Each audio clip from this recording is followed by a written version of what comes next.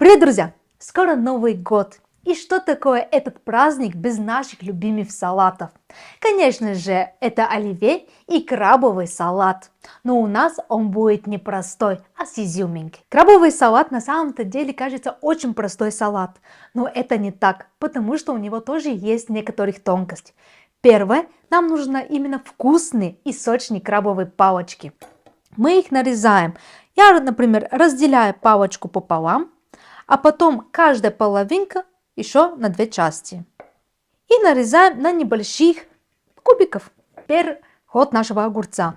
Убираем попки, разрезаем на две части. И знаете, наверное, 100% вы встречали такие крабовые салаты, в которые получается жидкость, майонез слазит с ним и все прочее. Это все потому, что люди не убирают вот эта влажная часть огурца. И если вы не хотите, чтобы с вами такое же случилось, просто берите ложку и так потихонечку мы убираем именно вот эту мокрую часть огурца и оставляем только хрустящую. Мы подготовили огурец и посмотрите, сколько жидкости. Она нам не нужна в салате. Дальше все очень просто. Мы берем огурец и нарезаем вот такими полосками.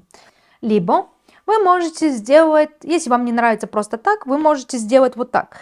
Слегка их поломать посерединке и уже резать. Забираем это все в кучу и режем кубиками. Настал час нашей кукурузы. Берите хорошую сладкую кукурузу, которая вам нравится. Наш четвертый ингредиент – это яйца.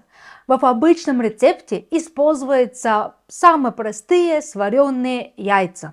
Но я пошла дальше. И если вы смотрели мое видео про оливье с прошлого года, вы там увидели два вида оливье. Это когда я делала эксперимент со смаринованных яиц и с халапеньо. И что вкуснее. На самом-то деле мне очень понравился привкус в оливье, когда использовали маринованные яйца, поэтому я решила воспользоваться ими и в данном салате. Наши яйца были отварены докрутую, и после этого они 6 часов принимали ванну в маринаде. Нам нужно их нарезать. Наши все ингредиенты уже в миске, и теперь мы приступаем к майонезу. Я беру самый обычный майонез, у меня здесь 67%, и начинаем добавлять к салату.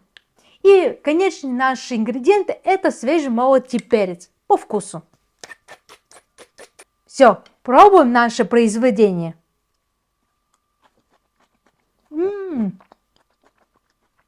Очень вкусно.